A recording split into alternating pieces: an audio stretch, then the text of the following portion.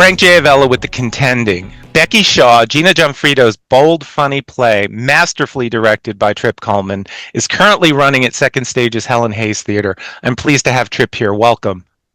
Thank you so much for having me. So this is my favorite show of the season to date. It was just such a treat. That is the nicest thing ever. Thank you so much. Can you tell me how you became involved?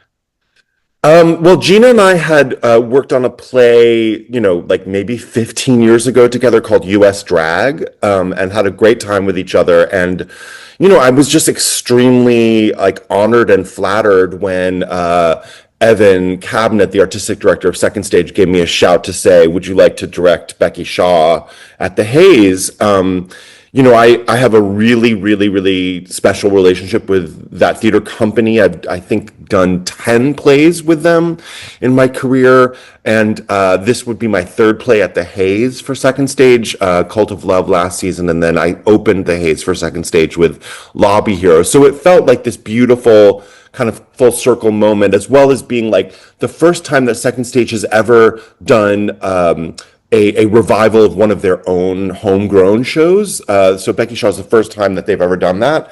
So for all those reasons, it was extremely flattering. And then, I remember seeing the play originally in 2008 when it came out, and being sort of bowled over by how brilliant the writing was, and how I felt like I wanted to do it one day and excavate even further the kind of intense pain and fragility and vulnerability that is sort of roiling under the surface of all of the kind of brazen, intense, kind of caustic energy that's on the top level of this play. That there's so much intense fragility underneath it that I thought that was such a fascinating juxtaposition and brilliantly executed by Gina.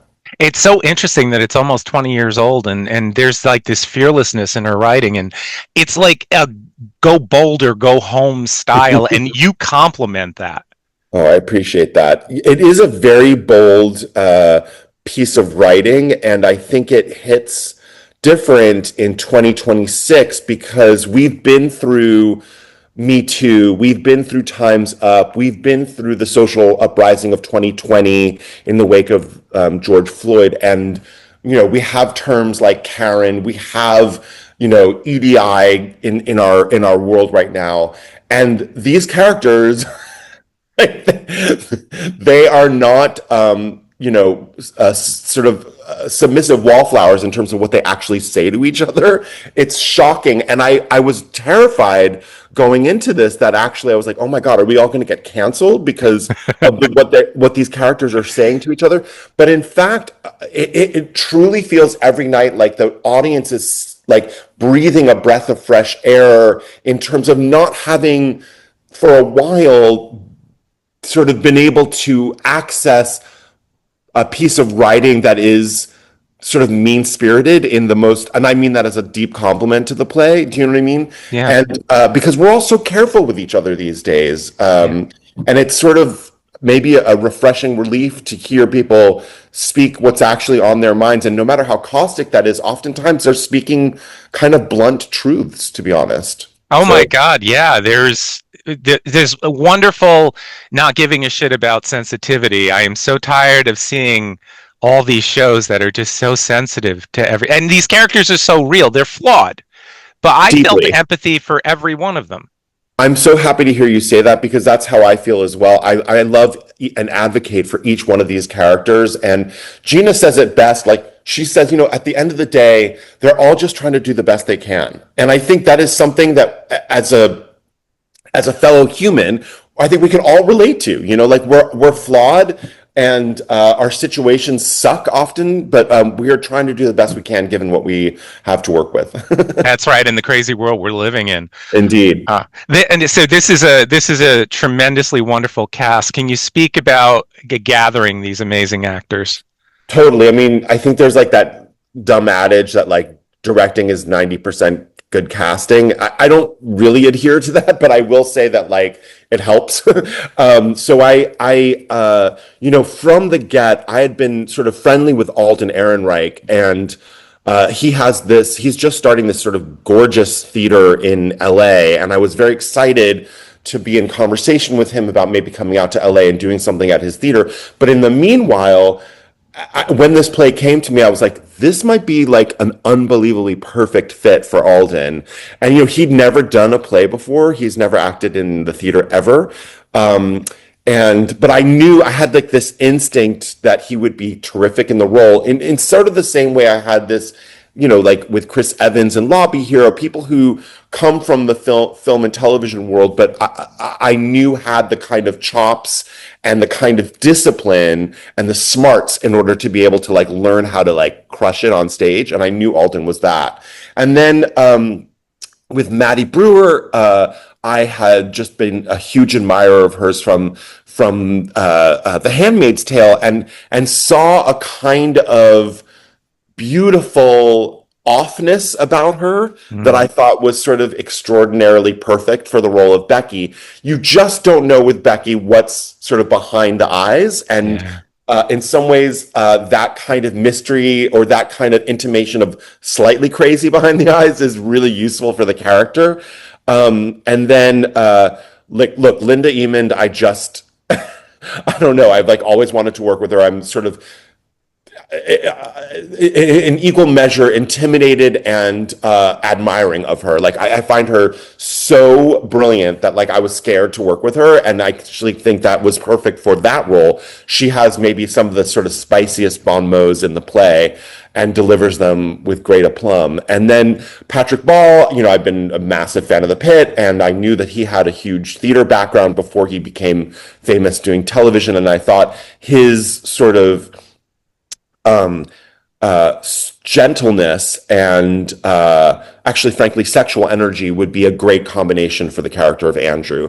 And then finally, with Lauren Patton, someone I've worked with, this is our third production together. I just love working with Lauren. I think she's can kind of do anything.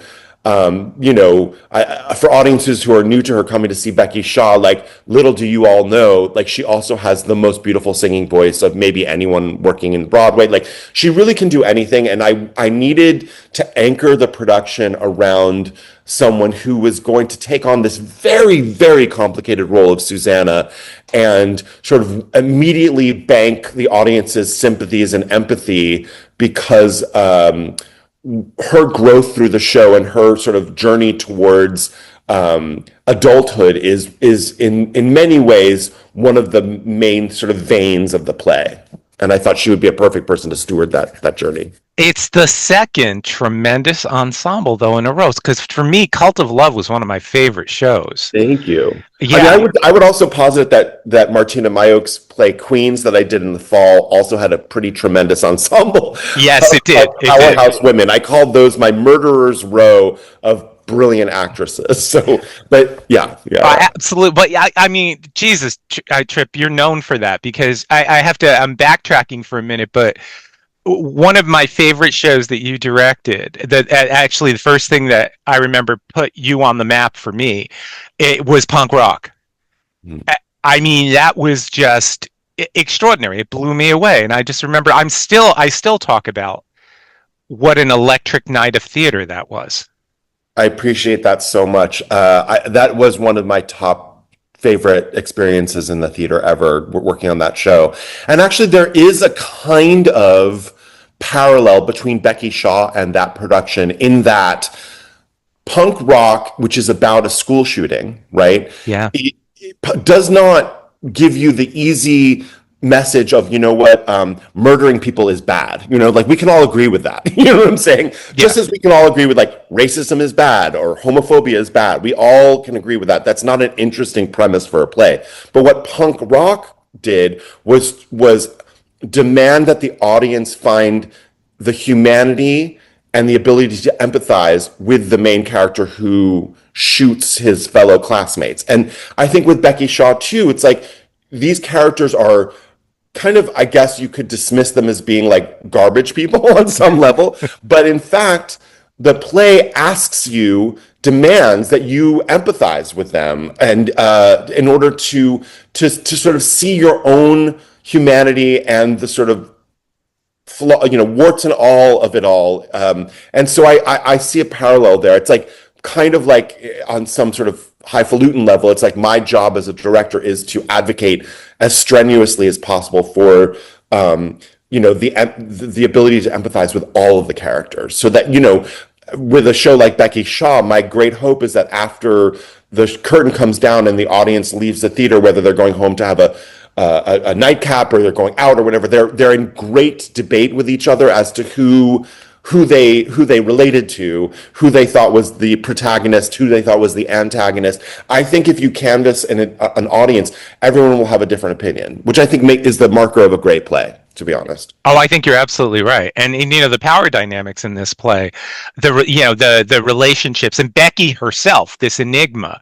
I think Eamon's character puts it best. I'm gonna screw up the line, but she says something like, "You're either a con artist, or you were really damaged as a child, or maybe both." Yeah, that's right. That's right. And we all are kind of both, right? Yeah, yeah. So how do you go about, because you work from project to project to project. You're so prolific. How do you go about deciding what to take on? Um, I think there's whether it's a writer who I'm deeply interested in establishing a relationship with, whether it's the subject matter of the piece or the questions that the pieces bring up, whether it's something that freaking terrifies me within the play that I have no idea how to do. Like, for instance, with Martina's play Queens, there are some stage directions in that play and the way how she has crafted it on the page that feel almost undirectable, like impossible to portray. And that was an exciting sort of gauntlet that was thrown my way. Or, even with like Josh Harmon, the first time I worked with Josh was on a play called Significant Other. And Mm. the very first stage direction in that play is there can be no transitions in this play. You have to let scenes bleed from one to the other because love bleeds. And I was like, how exciting to be handed a play that has about 80 scenes in it. I'm not kidding. And to be told you can't do any transitions. What a impossible challenge. And that to me thrilled me. And so I think for all those reasons, or sometimes it's also an actor that I'm quite interested in. But I think at this point in my career, it's not just like I just work to work. I really want to make sure that, like, there is a part of me that feels like every production is like a birth, or like takes a part of me out, takes a part of me away. And so I'm having to be a little bit more selective about, if I'm going to give away a part of my soul, it has to be really worthwhile. I understand that, and the ups and downs of all of it. What's the difference between working on Broadway and off Broadway? There are many, many differences. There are many technical differences. There are certain sort of odd sort of truisms about staging for Broadway that are absolutely not the case for off Broadway. And then, like just ways in which comedy has to land a certain way and be staged a certain way for it to really fly on Broadway in a way that it's not true for off Broadway. But I also like the converse of that is that there is, and I don't say this lightly, there is no greater high in the world than directing a Broadway show. I mean, there is something about Broadway that really hits different. It's just intoxicating and thrilling, and there's all the, even being in the Haze for the third time, like the ghost of Helen Hayes is certainly present in that theater. There are all kinds of things, like sometimes like we have a little snow effect in the play, sometimes that doesn't work and we're like, oh, Helen was on stage tonight, like all of that kind of lore and ethos is really intoxicating in terms of being in a Broadway And show. it's so interesting how, again, you do go from one to the other, and I'm curious about, without giving any of your directorial secrets away, do you approach each play directorially the same way, like working with your actors specifically?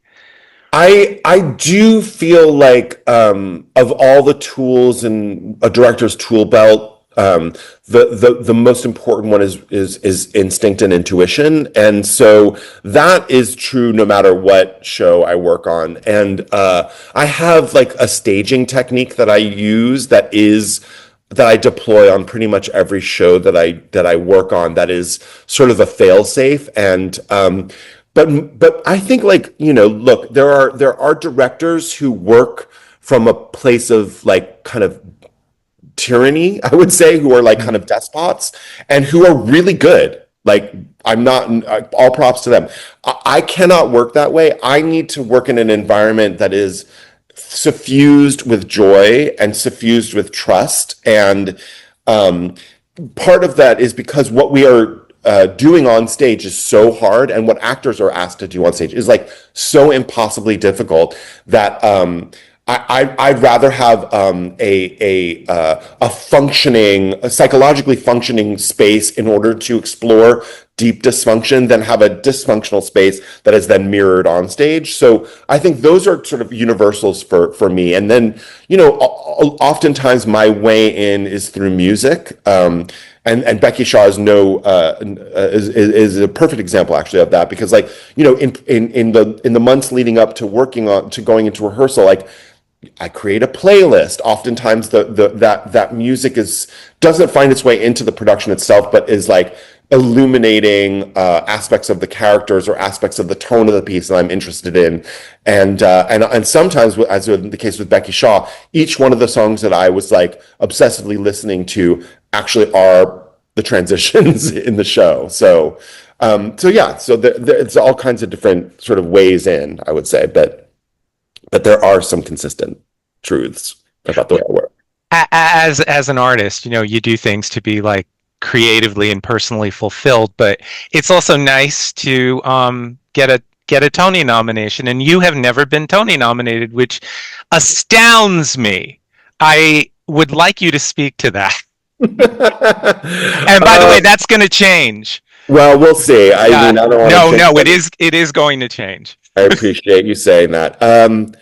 Listen, God, this is actually a very vulnerable and painful thing to talk about, because, is it nice to have a nomination? 100% yes. Is it how I should sort of measure my own sense of self-worth? Absolutely not. Like, Yeah. I am deeply, deeply, deeply, deeply proud of pretty much every single thing I've ever put out into the world.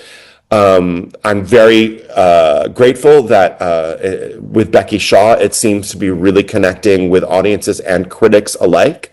Um, I don't, like, I actually do read reviews. So I read yours, and I think you used an adjective to describe me as like undervalued or something like that. And I find that, you know, to be, complicated. I don't know why. I have no idea. I have no idea why so many of my colleagues are consistently recognized for their work, and I'm not. I can't speak to that. I'm not in control of that. All I can control is making things that I would want to come see, that I find deeply interesting and fascinating and complicated. Um, so so yeah, I kind of feel like, I've been doing this for almost a little over 20 years now, and I feel like the only way forward for me is to make work that I love, and to keep at it, and keep being true to the work itself, and not really listening to all of the noise that surrounds it. That being said, sometimes that noise is deafening, and like, it Yeah. was a heartbreak. I'll give you an example. It was a heartbreak last year, that Cult of Love, which, I kept hearing from people, that was my favorite show of the season. That was my Yeah. favorite thing I saw last year. That was my family. That was unbelievably, complicatedly staged, and I thought you did great. We got shut out. We didn't have a single nomination. Yeah. And it Yeah. was crushing for me. It was crushing for Leslie. And by the way, like, we had 16 and a half days to rehearse that play. Some of the actors had never sung before, had never played an instrument before, and oftentimes it was 10 actors on stage with simultaneous dialogue going on. Like, that was a really complicated play to direct. So, the fact that that was glossed over was painful, and yet it doesn't take away from my own feeling, which is like deep pride in that play, and a deep sense of accomplishment with, a writer, Leslie Headland, who I'm in a nearly monogamous creative relationship with, and who really put herself out there with that piece, and I couldn't have been prouder of her and sort of helping shepherd the piece through, and I feel the same way about Gina. Like, I feel like the weight of the responsibility was to show the world, to say, hey guys, this play, Becky Shaw, is like, it should be considered one of the great plays of the 21st century. And here's my case for why with the production. And I feel like, on some level, the way how people are responding to it, I think I've made my case. And I think that might be reward enough. That might be award enough. Hmm. Hmm. And yet it's also nice to be recognized by people who are, whose opinions are printed and stuff like that. Well, there were many of us who were outraged that Cult of Love, didn't get the love that it should have. Yeah, it was totally ridiculous. But moving on, Thelma and Louise, the new musical. Tell me Yeah. about it. Oh, wow. So this is a piece that I have been working on, no joke, for 10 years. And we are finally uh, going to have its world premiere in London at the very, very cool Young Vic Theatre. We open September 20th. I fly to London at the beginning of July and start immediately hitting the ground running and working on it. It is an adaptation of the iconic movie Thelma and Louise, which was written by Callie Khouri, who also has written the book for the musical. And when I say, how like people often say, ugh, books for a musical, man. Like, all you do or you're waiting for the next song to happen. I'm telling you this right now. The book for this musical is such an extraordinary work of art. It is so good. It is so funny and so moving and so relevant and sort of urgent and necessary. It is an astonishment. And then the music and lyrics are written by Nico Case, who's never written for the theater before, but who is, I don't know, like a huge icon of indie rock, and has created a score that does not sound like a musical. It sounds like rock music. It sounds like indie rock, folk rock music that is just earwormy and at the same time like deep, like profoundly moving. Her lyrics are gorgeous. It's like poetry. And so anyway, and then there's like, the enormous challenge of taking something that is a road trip movie and putting it on stage, right? The one thing I will tell you that I know is that what doesn't ever work on a stage is a car.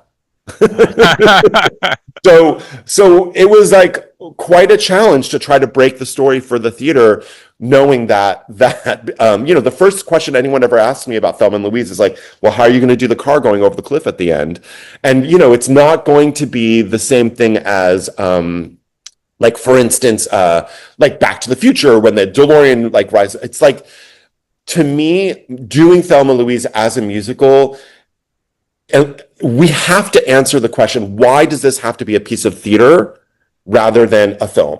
Like, that is the most important question to answer.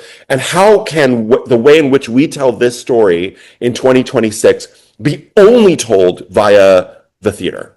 That is sort of the lodestar that I am constantly like going towards with this production. So I'm unbelievably excited by it. It is one of the, I would say maybe the magnum opus of my life has been working on this, and now I'm finally getting to actually do it. I've been working so much behind the scenes in terms of dramaturgy and shaping the piece and workshops and workshops and workshops and workshops, and we're finally going to give it to an audience, and I can't wait to see what people think of it. This is making me so excited because there's a tiny chance that I might be in London in October. Oh, And great. if that's the case, I have to see it. Listen, I can talk to you all afternoon.